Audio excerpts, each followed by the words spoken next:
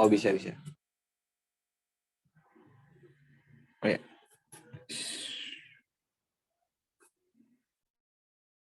Maria udah bisa mulai. Oke. Selamat pagi Bu Visi dan teman-teman. Kami dari kelompok 8 ingin mempresentasikan mengenai Sustainable Development Goals. Berikut peserta kelompok kami. Yang pertama ada Erwin Nuryanto, yang kedua ada Tony, yang ketiga ada Yehuda Pratama Susena, yang keempat ada Ian Kurniawan Samuel, yang kelima dari Octavia Netue, yang keenam Maria Yunita. Next. Apa itu SDGs? Sustainable Development Goals atau disingkat dengan SDGs, tujuan pembangunan berkelanjutan adalah kesepakatan pembangunan baru yang mendorong perubahan-perubahan ke arah pembangunan berkelanjutan berdasarkan hak asasi manusia dan kesetaraan untuk mendorong pembangunan sosial, ekonomi, dan lingkungan hidup. SDGs diberlakukan dengan prinsip-prinsip universal, integritas, integrisasi, dan inklusif untuk meyakinkan bahwa tidak ada seorang pun yang terlewatkan atau no one left behind. Ada 17 tujuan SDGs, yaitu Yang yang pertama, menghapus kemiskinan, memastikan mobilisasi sumber daya yang signifikan dari berbagai sumber, termasuk melalui kerjasama pembangunan yang diperluas dalam rangka menyediakan alat-alat yang cukup dan mudah diprediksi oleh negara-negara berkembang, khususnya negara-negara kurang berkembang, untuk mengimplementasikan program dan kebijakan yang dapat mengakhiri kemiskinan dalam semua dimensinya, menciptakan kerangka kerja kebijakan pada level nasional, regional, dan internasional yang berdasarkan pada strategi pembangunan yang berpihak pada yang miskin dan gender sensitif untuk mempercepat investasi dalam aksi-aksi pengentasan kemiskinan.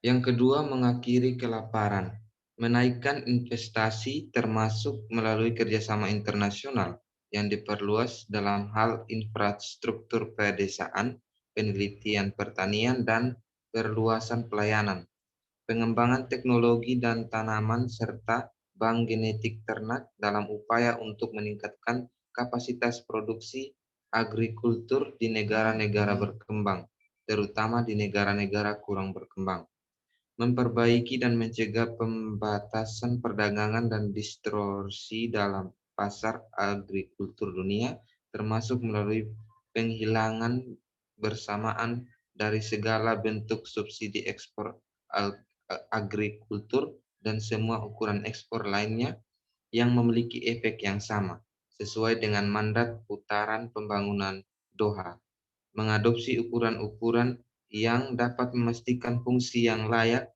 bagi pasar komoditi pangan dan turunannya, dan memfasilitasi akses terhadap informasi pasar, termasuk persediaan pangan dalam rangka untuk membatasi pengelolaan ekstrim harga bahan pangan. Yang ketiga, kesehatan yang baik dan kesejahteraan, menguatkan implementasi dari kerangka kerja Konvensi WHO mengenai kontrol terhadap tembakau di semua negara sebagaimana layaknya, mendukung riset dan pengembangan dari vaksin dan obat-obatan untuk penyakit menular dan tidak menular yang secara khusus mempengaruhi negara-negara berkembang, menyediakan akses terhadap obat-obatan dasar dan vaksin yang terjangkau, sesuai dengan deklarasi Doha mengenai perjanjian TRIPS dan kesehatan publik, yang menegaskan hak dari negara-negara berkembang untuk menggunakan secara penuh provisi dalam perjanjian aspek terkait perdagangan hak properti intelektual mengenai fleksibilitas untuk melindungi kesehatan publik dan terutama akses terhadap obat-obatan untuk semua. Secara substansial meningkatkan pendanaan dan untuk perekrutan, pengembangan, training dan daya serap tenaga kerja kesehatan di negara-negara berkembang terutama di negara kurang berkembang dan negara berkembang kepulauan kecil. Menguatkan kapasitas di setiap negara, khususnya di negara berkembang, untuk peringatan dini, pengurangan risiko, dan manajemen risiko kesehatan nasional dan global. Selanjutnya dibacain sama teman saya. Yang keempat, pendidikan bermutu. Yang pertama, pembangunan dan meningkatkan mutu fasilitas pendidikan yang sensitif terhadap gender, anak, dan disabilitas, dan menyediakan lingkungan belajar yang aman, tanpa kekerasan, inklusif, dan efektif bagi semua. Lalu, pada 2020, secara substansial memperbanyak jumlah beasiswa yang tersedia untuk negara-negara berkembang, khususnya negara kurang berkembang, negara berkembang, kepulauan kecil, dan negara-negara Afrika untuk masuk ke pendidikan tinggi, termasuk pelatihan kejuruan dan teknologi informasi dan komunikasi, teknik, program teknik, dan sains di negara-negara maju dan negara berkembang lainnya.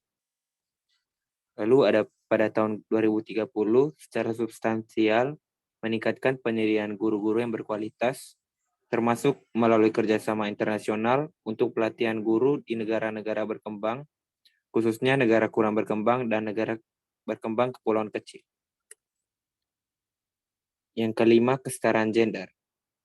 Melakukan reformasi untuk memberikan hak yang sama bagi perempuan terhadap sumber-sumber ekonomi dan juga akses terhadap kepemilikan dan kontrol terhadap tanah dan bentuk properti lainnya, pelayanan finansial, warisan, dan sumber daya alam sesuai dengan hukum nasional. Memperbanyak penggunaan teknologi terapan, khususnya teknologi informasi dan komunikasi untuk mendukung pemberdayaan perempuan. Mengadopsi dan menguatkan kebijakan yang jelas dan penegakan perundang-undangan untuk mendorong kesetaraan gender dan pemberdayaan semua perempuan dan anak perempuan pada semua level. Yang keenam, akses air bersih dan sanitasi. Pada tahun 2030, memperbanyak kerjasama internasional dan dukungan pengembangan kapasitas kepada negara-negara berkembang dalam aktivitas dan program terkait air dan sanitasi, termasuk water harvestering, desalinisasi, efisiensi air, pengelolaan air limbah, teknologi daur ulang, dan penggunaan ulang.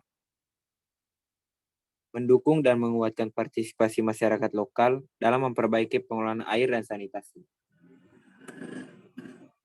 Yang ketujuh, energi bersih dan terjangkau.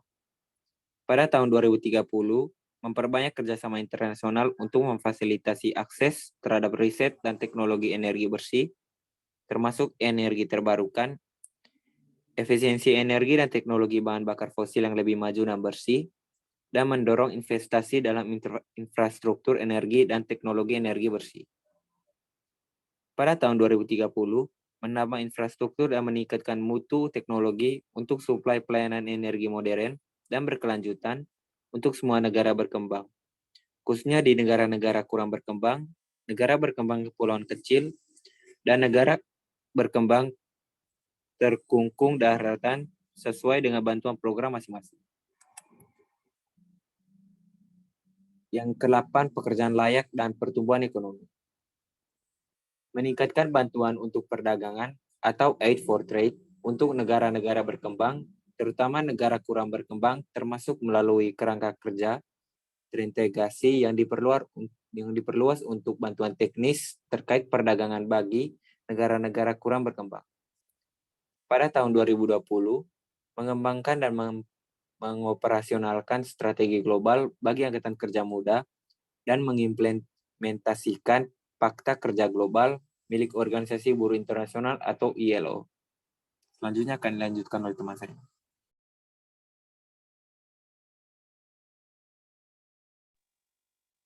Memfasilitasi pembangunan infrastruktur yang tahan lama dan berkelanjutan di negara-negara berkembang melalui dukungan finansial, teknologi, dan teknis yang diperbanyak untuk negara-negara Afrika.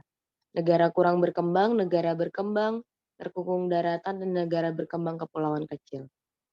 Mendukung pengembangan teknologi domestik, riset, dan inovasi di negara-negara berkembang.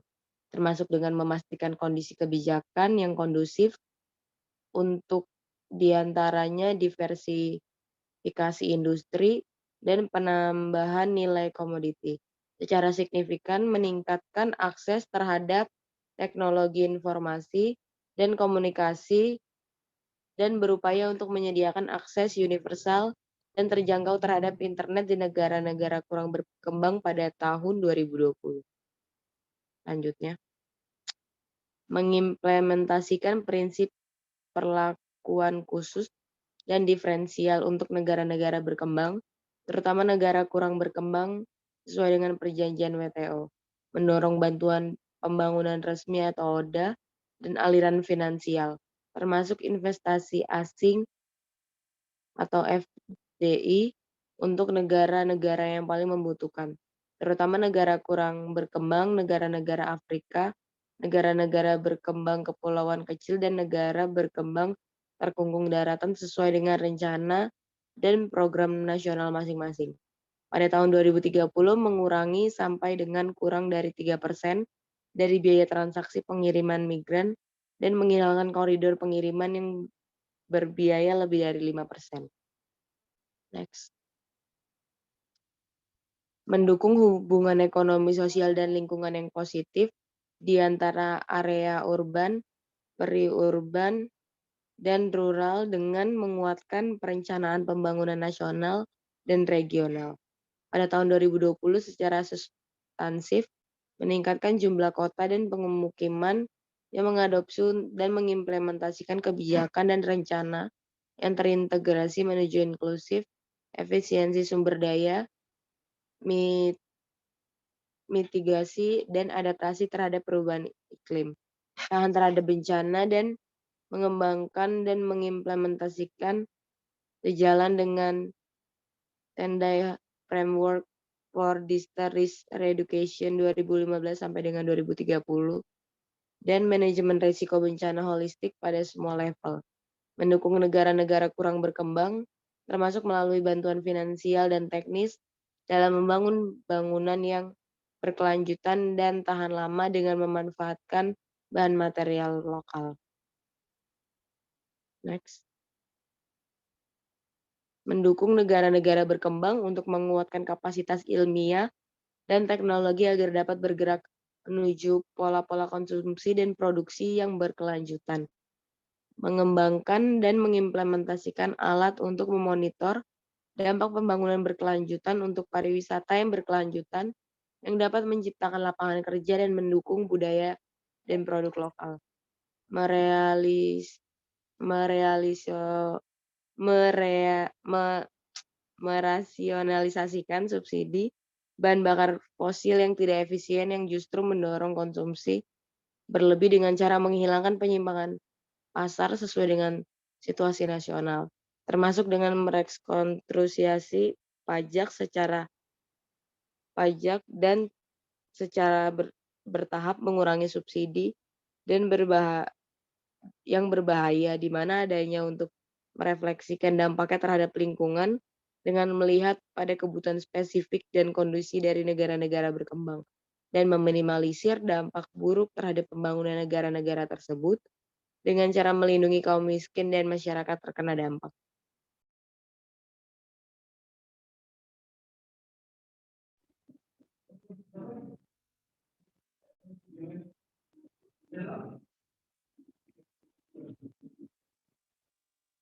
Yang ke-13, penanganan perubahan iklim.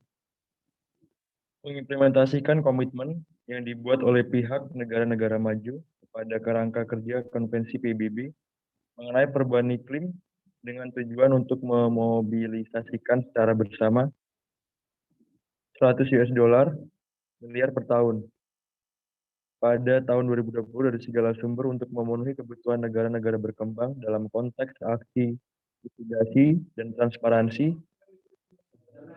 terhadap implementasi dan secara penuh mengoperasionalkan dana iklim hijau Green Climate Fund atau GCF melalui kapitalisasi cepat mungkin. Mendukung mekanisme untuk peningkatan kapasitas untuk perencanaan dan manajemen terkait perubahan iklim yang efektif di negara-negara kurang berkembang dan negara berkembang kepulauan kecil, dengan berfokus pada perempuan, remaja, dan masyarakat lokal dan marginal. 14. Ekosistem lautan, meningkatkan pengetahuan ilmiah, mengembangkan kapasitas riset dan transfer teknologi kelautan dengan melihat pada kriteria dan panduan komisi antar pemerintah oceanografi mengenai transfer teknologi kelautan agar dapat meningkatkan kesehatan laut dan memperbanyak kontribusi keanekaragaman hayati laut terhadap pembangunan negara-negara berkembang, khususnya negara berkembang, kepulauan kecil, dan negara berkembang. Menyediakan akses terhadap sumber daya kelautan dan pasar bagi nelayan kecil, memperbanyak konservasi dan penggunaan yang berkelanjutan terhadap laut dan sumber dayanya, seperti yang tertera di paragraf 158 dari The Future UN, masa depan yang kami inginkan. 15. Ekosistem daratan, memobilisasi dan secara signifikan meningkatkan sumber daya finansial dari segala macam sumber untuk melakukan konservasi dan pemanfaatan yang berkelanjutan terhadap keanekaragaman hayati dan ekosistem. Memobilisasi sumber daya yang signifikan dari semua sumber daya, semua level, untuk mendanai pengelolaan hutan yang berkelanjutan dan menyediakan insentif yang sesuai kepada negara-negara berkembang untuk dapat melaksanakan model pengelolaan tersebut, termasuk untuk konservasi dan reforestasi. Memperbanyak dukungan global untuk upaya-upaya memerangi perburuan dan penjualan spesies dilindungi, termasuk meningkatkan kapasitas masyarakat lokal untuk mendapatkan kesempatan kesejahteraan yang berkelanjutan. Yang ke-16, kedamaian, keadilan, dan kelembagaan yang tangguh. Memperkuat institusi nasional yang terkait termasuk melalui kerjasama internasional untuk pengembangan kapasitas pada semua level, khususnya di negara-negara berkembang, untuk mencegah kekerasan dan memerangi terorisme serta kejahatan. Mendukung dan mendorong hukum dan kebijakan non-diskriminatif untuk pembangunan berkelanjutan.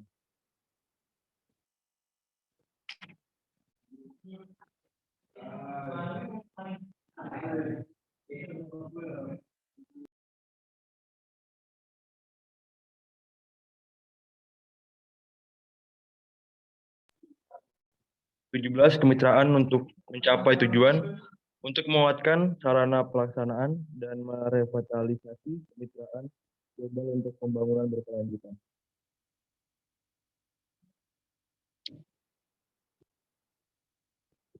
Next.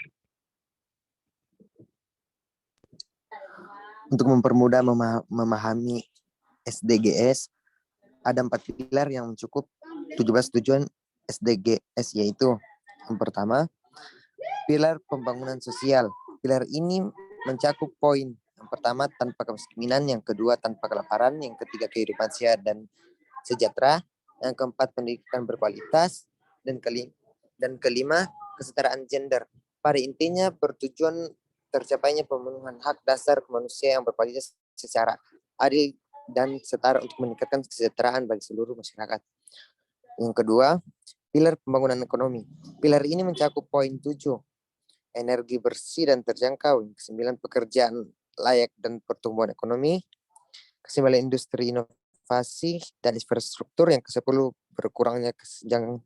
Dan ke-17, kemitraan untuk mencapai tujuan. Pada intinya, bertujuan tercapainya pertumbuhan ekonomi berkualitas melalui keberlanjutan peluang kerja dan usaha, inovasi, industri inklusif, infrastruktur memadai, energi bersih yang terjangkau dan didukung kemitraan. Yang ketiga, pilar pembangunan lingkungan.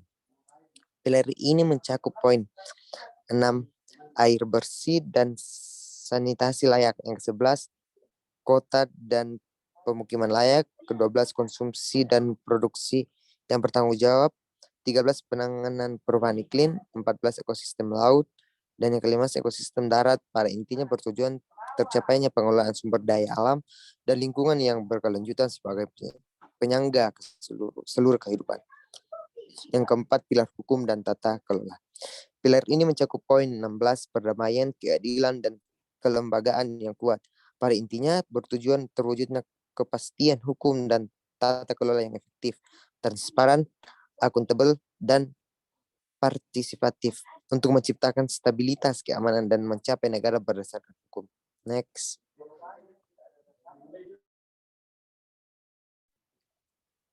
Komitmen Indonesia. Untuk mensukseskan pencapaian 17 tujuan SDGs yang dicanangkan oleh negara-negara di dunia, Indonesia menunjukkan komitmen tinggi yaitu dengan telah ditandatanganinya Peraturan Presiden Nomor 59 Tahun 2017 tentang pelaksanaan pencapaian tujuan pembangunan berkelanjutan pada tanggal 4 Juli 2017 oleh Presiden, dan dibentuk tim koordinasi SDGs nasional di bawah koordinasi Kepala Bappenas. Terima kasih.